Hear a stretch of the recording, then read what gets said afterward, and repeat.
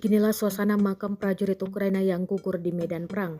Mereka dikuburkan khusus dan di setiap makam diberi bendera Ukraina.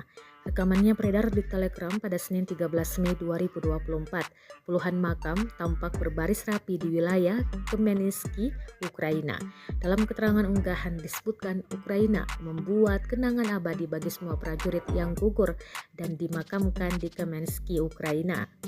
Diketahui pada Februari 2024 kemarin, Presiden Ukraina Volodymyr Zelensky kembali mengungkapkan fakta-fakta baru terkait perang yang terjadi antara negara dengan Rusia. Zelensky awalnya menyinggung bahwa Ukraina kehilangan 31.000 pasukannya yang tewas sejak perang berkecamuk 2 tahun lalu. Ini adalah pertama kalinya Kiev mengonfirmasi jumlah kerugiannya sejak dimulainya perang skala penuh Rusia melawan Ukraina pada 24 Februari 2022.